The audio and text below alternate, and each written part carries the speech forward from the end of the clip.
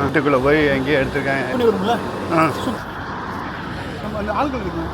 இந்த கடையில் போய் தான் முட்டாய் வாங்கி சாப்பிட்டு இன்னைக்கு வந்துட்டு தரமான ஒரு வீடியோ பண்ணுறேன். பங்காளிகள்லேயே நைட்டு 11 மணிக்கு மேலே இந்த ஏரியா எப்படி இருக்குன்னு பாருங்கள். நீங்களே வீடியோ பார்த்து தெரிஞ்சுக்கோங்க. ரொம்ப சூப்பராக இருக்கும் உங்களுக்கு. ஸ்கிப் பண்ணால் முழுசாக வாங்க வீடியோக்குள்ளே போவோம். வணக்கம், எல்லோரும் நல்லா இருக்கீங்களா? நான் இப்போ வந்திருக்கிற ஏரியா வந்துட்டு பங்காளிகள்லே. இந்த ஏரியா எங்கே இருக்குன்னு சொன்னால் மணாமாவில் இருக்குங்க. இந்த ஏரியா அப்படியே சுற்றி நம்ம அல்தாஸ்மா ஏரியாலாம் சுற்றி கம்ப்ளீட்டாக நான் உங்களுக்கு காமிக்கிறேன். இந்த ஏரியா எப்படி இருக்குன்னு சொல்லிட்டு பாருங்கள். இது வந்துட்டு ரொம்ப ஒரு வித்தியாசமான ஒரு ஏரியா. இது இங்கே வந்துட்டு மேக்சிமம் லேபர் ஏரியாங்க. நிறைய வந்துட்டு பேச்சுலர் தான் இங்கே தங்கியிருப்பாங்க. ஏன்னா இங்கே இருந்தால் எல்லா இடத்துக்கும் வேலைக்கு போகிறதுக்கெல்லாம் டிரான்ஸ்போர்ட்டெல்லாம் இங்கே வரும். இந்த ஏரியாவில் ஃபேமிலியெல்லாம் தங்கியிருப்பாங்கிறது ரொம்ப அபூர்வங்க. நிறைய பேர் பேச்சுலர் தான் இருப்பாங்க. இந்த வீடியோ ஷூட் பண்ணுறதுக்கு முக்கிய காரணமே வந்துட்டு ஒரு மலரும் நினைவுகள் தாங்க. நம்ம சப்போஸ் பாரினை விட்டு ஒரு எப்பாவது ஊருக்கு போனோம்னா நம்ம கடைசி காலம் வரைக்கும் நமக்கு ஒரு மெமரி இருக்கும் இல்லையா? அந்த ஒரு மெமரி மாதிரி, அதாவது ஆட்டோகிராஃப் மாதிரி இந்த ஏரியா நான் ஷூட் பண்ணுறேங்க. இந்த ஏரியா வந்துட்டு ஒரு 20 வருஷம் பின்னாடி போவோம். இந்த ஏரியா தாங்க அல்தாஸ்மான்னு சொல்லுவாங்க.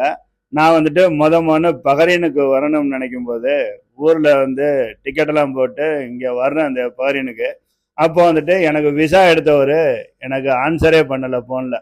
நான் அவர்கிட்ட வந்துட்டு தொடர்பு கொள்ள முடியல. வேற ஒரு கோல்டு ஸ்டோரில் அப்போனா பிபி நம்பர் தான் இருக்கும், யார்கிட்டையும் மொபைல் தான் இருக்காது, எல்லாம் லேபர் தானே. அப்போ அவங்கள்ட்ட சொல்லி நான் இங்கே வரணும்னு சொல்லும்போது அவரையும் கான்டாக்ட் பண்ண முடியலை. ஒரு வழியாக அந்த கோல்டு ஸ்டோரில் இன்ஃபார்ம் பண்ணியிருந்தோம்.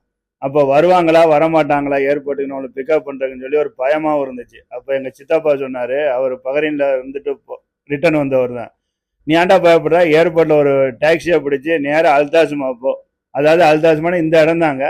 இந்த இடம் வந்துட்டு அல்தாஸ்மானா அறந்தாங்கி, பட்டுக்கோட்டை, கள்ளக்குறிச்சி அவங்க எல்லாருக்கும் ரொம்ப பரிச்சயமான ஒரு இடம். யாரெல்லாம் பஹ்ரைனுக்கு வந்திருக்காங்களோ அவங்களாம் இந்த இடத்துல ஒரு திருப்பாவது வந்திருப்பாங்க. நீ இந்த இடத்துக்கு போடா, இங்கே நம்ம ஊரால் யாராவது ஒரு ஆளை பார்த்தலாம் அப்படின்னு சொன்னார். அதே மாதிரி நான் டாக்ஸி பிடிச்சி இந்த இடத்துல வந்து நின்னாங்க பேக்க வச்சுக்கிட்டு. இப்போவும் நினைக்கும் போது நமக்கே ஆச்சரியமாக இருக்குது. இந்த இடத்துல உட்காந்துருந்தேன். இந்த தெரியுது பாருங்க, மக்கள்லாம் உட்காந்துருக்குறாங்க. இந்த இடத்துல உட்காந்துருந்தேன். அதுக்கப்புறம் எங்கள் ஊர் ஆளுகள்லாம் வேலை விட்டு சாயங்காலம் அந்த இடத்துல நடந்து வந்தாங்க. அப்போ என்னை பார்த்துட்டு டே தம்பி மாமா மச்சான்னு சொல்லிட்டு அப்புறம் ரூமுக்கு கூப்பிட்டு போனாங்க. அதுக்கப்புறம் நம்மளோட வாழ்க்கைகள் வந்து மாறினது வேறங்க. இந்த இடத்துல பார்த்தீங்கன்னா எந்த ஒரு தமிழாளி பஹ்ரைனுக்கு வந்திருந்தாலும் ஒரு வேலைக்கு அவங்க இந்த இடத்துல கண்டிப்பாக ஒரு நாளாவது இந்த இடத்துல உட்காந்து இருந்திருப்பாங்க. இந்த ஏரியாவில் ஒரு நாளாவது தங்கி இருந்திருப்பாங்க. நான் இங்கே தாங்க தங்கி இருந்தேன். பாருங்க, ரைட் சைடு தெரியுது ஒரு மஞ்சள் கலர் போர்டு. அதுக்கு பக்கத்தில் தான் பேக் சைடு ஒரு பில்டிங்கில் தான் தங்கியிருந்தேன். நாங்கள் ரூமில் வந்துட்டு 10 பேர் இருந்தாங்க. எல்லாமே எங்கள் ஊர் ஆளுங்க தான். என்ன ஒன்றுன்னா, காலையில் எழுந்திரிச்சு பாத்ரூம் போனோம்னாலும் கீவில் நிற்போம். அதே மாதிரி வேலை முடிஞ்சு வந்தாலும் துண்டை கட்டிட்டு உட்காந்துருக்கானுங்க. அதுக்கப்புறம் குளித்து சாப்பிட்டுட்டு டயர்டாக படுத்துருவோம். இந்த ஏரியா வந்துட்டு ஃபுல்லாக ஒரு நேரம் தமிழ் கடைகள் தான் அதிகமாக இருந்துச்சு. எங்கே போனாலுமே நம்ம எங்கள் ஊர் ஆளுகள்லாம் நிறைய ரெஸ்டாரண்ட் வச்சுருந்தாங்க, சலூன் வச்சுருந்தாங்க, காய்கறி கடையெல்லாம் வச்சுருந்தாங்க. இப்போ அப்படியே வந்துட்டு மாறிடுச்சுங்க. இப்போ அதிகப்படியாக இந்த ஏரியாவில் பார்த்தீங்கன்னா பங்களாதேஷ், பாகிஸ்தானி மக்கள் அதிகமாக இருக்கிறாங்க. அப்பவும் பங்களாதேஷ், பாகிஸ்தானி மக்கள்லாம் நிறையா இருந்தாலும் தமிழ் ஆளுக, கேரளா ஆளுகள்லாம் இங்கே நிறைய கடைகள் இருந்துச்சு. இப்போ அது பூரா மாறி போச்சுங்க. இந்த ஏரியாவில் பார்த்தீங்கன்னா விதவிதமான கடைகள்லாம் இருக்குது. உங்களுக்கு வந்துட்டு நைட்டு 12 மணிக்கு வந்தாலும் ஒரு சலூன் போகணுமா, இல்லை வந்துட்டு ஒரு காஃபி ஷாப்பு போகணுமா, ஹோட்டல் போகணுமா, இல்லை ஏதாவது மொபைல் ரிப்பேர் பண்ணணுமா, எல்லா கடைகளும் இங்கே இருக்கும். அதே மாதிரி ஏர்லி மார்னிங் 4 மணிக்கெல்லாம் அந்த ஏரியா முழிச்சுக்கிறேங்க. ஏன்னா எல்லாருமே லேபர் இல்லையா, அதனால் அவங்களுக்கு ஏதாவது பொருள் வாங்கணும், சப்பாத்தி, குப்பூஸு, தோசையெல்லாம் வாங்கணும்னா இந்த ஏரியாவில் வாங்க முடியும். இந்த ஏரியா வந்து எனக்கு ரொம்ப பரிச்சயமான ஒரு ஏரியாங்க. எங்கள் ஊராளுகள்லாம் வந்துட்டு ஒவ்வொரு கிராமத்து பேரை சொல்லி ஒரு இடத்துல தங்கியிருப்பாங்க. இப்போ நம்ம சொல்லலாம் ஒரு கிராமத்து பேரை சொல்லி அவங்க எங்கே இருக்காங்கன்னு சொன்னால் அவங்க சொல்லுவாங்க இங்கே இந்த பில்டிங்கில் இருக்காங்கன்னு சொல்லுவாங்க. அது மாதிரி இப்போ அந்த சந்துக்குள்ளெல்லாம் போவோம் பாருங்கள். இப்போ எங்கள் ஊராளுகளே இந்த வீடியோ பார்க்குறவங்களுக்கு பெரிய ஒரு சந்தோஷம் கிடைக்கும். ஏன்னா அவங்க நடந்த ரோடு, அவங்க இருந்து சாப்பிட்ட டீ கடைகள், ரெஸ்டாரண்ட்டு, அவங்க தங்கியிருந்த ரூம் எல்லாமே வந்துட்டு இந்த வீடியோவில் வந்துட்டு ரெக்கார்ட் ஆகுது. கண்டிப்பாக அந்த வீடியோ வந்துட்டு அவங்களுக்கு ஒரு மலரும் நினைவுல, அவங்களோட பழைய நினைவுகளை வந்துட்டு அட்லீஸ்ட் ஒரு நிமிஷமாவது நினைவுபடுத்திட்டு தான் போகும் இந்த வீடியோ. நான் அவங்களுக்காக வந்து அந்த வீடியோ பண்ணுறேன். கண்டிப்பாக என்னோட நண்பர்களும் சரி, என்னோட சொந்தக்காரங்களும் சரி, பஹ்ரைனில் யாரெல்லாம் வந்திருந்தாங்களோ தமிழ் மக்கள், அதாவது அறந்தாங்கி, பட்டுக்கோட்டை, கன்னியாகுமரி, அரியலூர், கள்ளக்குறிச்சி இவங்க தான் பகுதியில் அதிகமாக வாழ்ற தமிழ் மக்கள். அவங்க எல்லாருமே இந்த ஏரியாவில் ஒரு நாளாக தங்கி இருந்திருப்பாங்க. அதனால அவங்களுக்கு இந்த வீடியோ கண்டிப்பாக பிடிக்கும். அதே மாதிரி அவங்களோட ஃப்ரெண்ட்ஸுக்கிட்டே ஃபேமிலிக்கிட்டேலாம் சொல்லுவாங்க, இங்கே பாருங்க நான் இங்கே தான் தங்கியிருந்தேன், இந்த பில்டிங்லாம் தங்கியிருந்தேன், இந்த ஹோட்டலில் சாப்பிட்டேன், இந்த சலூனில் முடி வெட்டினேன், இந்த இடத்துல நான் காய்கறி வாங்கினேன், அக்கௌண்ட் வச்சுருந்தேன் கோல்டு ஸ்டோரில் அப்படிலாம் சொல்லுவாங்க. நான் தங்கியிருந்த ரூம்லேருந்து இந்த பாருங்க ரைட் சைடு நேராக நடந்து போனால் ஒரு லாஸ்ட் சான்ஸ்னு ஒன்று இருக்குது. அதுக்கு பக்கத்தில் ஒரு ஏசி கம்பெனியில் நான் வேலை பார்த்தேங்க. இந்த பாருங்க இந்த சந்துக்குள்ளெல்லாம் வந்து பார்த்தீங்கன்னா எங்கள் ஒரு பக்கத்து ஒரு கிராமத்து மக்கள்லாம் இங்கே நிறைய தங்கியிருந்தாங்க. இந்த வீடியோ பார்க்கும்போது கண்டிப்பாக அவங்க சொல்லுவாங்க, ஏய் நான் இந்த சந்தில் தங்கியிருந்தப்பா, நான் அந்த கோல்டு ஸ்டோரில் அக்கௌண்ட் வச்சுருந்தப்பா, நான் அந்த சலூனில் தான் முடி வெட்டினப்பான்னு சொல்லி அவங்க ஃபேமிலி மெம்பர்ட்டையும் சொல்லுவாங்க. இல்லை அவங்களுக்கும் ஒரு மலரும் நினைவுகளாக இருக்கும். கண்டிப்பாக இந்த வீடியோ வந்துட்டு பார்க்குற உங்களுக்கும் ஒரு புதுவிதமான எக்ஸ்பீரியன்ஸாக இருக்கும். இப்போ நம்ம ஊர்லாம் பார்த்தீங்கன்னா சென்னையிலேயே வந்துட்டு சென்னையாக இருக்கட்டும், மதுரையாக இருக்கட்டும், திருச்சியாக இருக்கட்டும், ஒரு சில ஏரியாவிலலாம் அது நைட்டு 11 மணி 12 மணிக்கெல்லாம் நம்ம நடக்க முடியாதுங்க. ஆனால் இங்கே பாருங்கள், இப்போ மணி வந்துட்டு ஆல்மோஸ்ட் 12 மணி ஆக போகுது. ஏரியா எப்படி இருக்குன்னு பாருங்கள். ஆனால் அவ்வளோ சேஃப்டி, நமக்கு எந்த விதமான பயமோ இல்லை யாரோட தொந்தரவு கூட நமக்கு கிடையாதுங்க. நம்ம பாட்டுக்கு நம்ம போனோம்னா நம்மளை யாருமே தொந்தரவு பண்ண மாட்டாங்க.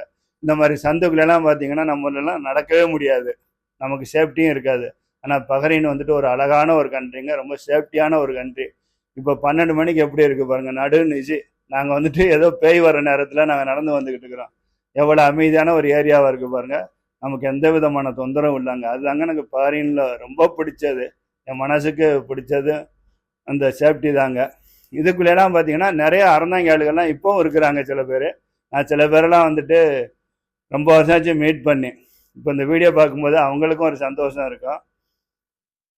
இங்கே பார்த்தீங்கன்னா இப்போ நிறைய பாகிஸ்தானிய ரெஸ்டாரண்ட் இருக்குது, அதே மாதிரி பங்களாதேஷ் கோல்டு ஸ்டோரு ரெஸ்டாரண்ட் எல்லாம் நிறைய இருக்குது. இப்போ வந்து அதிகப்படியாக அந்த மக்கள் வாழ்றது பங்களாதேஷி மக்கள், பாகிஸ்தானிய மக்கள் நிறைய இங்கே இருக்கிறாங்க. ஏன்னா எல்லாமே பேச்சுலர் தான் இங்கே அதிகமாக வாழ்றது. இங்கே வந்துட்டு ஃபேமிலிங்கிறது ரொம்ப அபூர்வங்க. ஆனால் இந்த ஏரியாவிலலாம் ஒரு மனுஷன் வாழணுங்க, வாழ்ந்தால் தான் வாழ்க்கை என்னன்னு சொல்லி படிக்க முடியும், வாழ்க்கையை பற்றி நம்ம தெரிஞ்சுக்கிற முடியும்.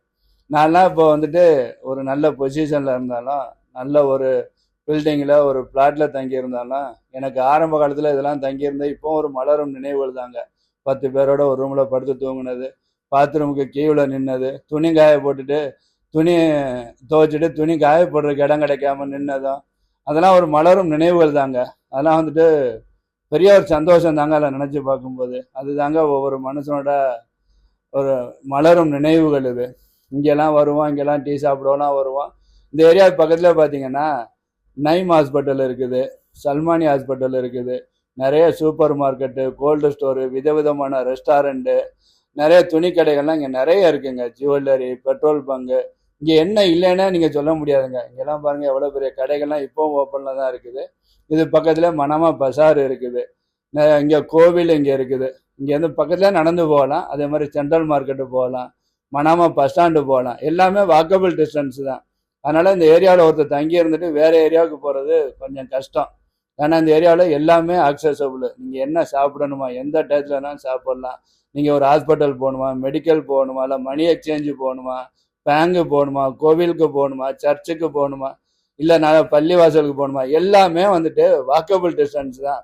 கிலோமீட்டர்லாம் நடக்க வேண்டியதே இல்லைங்க. அப்படி ஒரு அழகான ஒரு ஏரியா அது.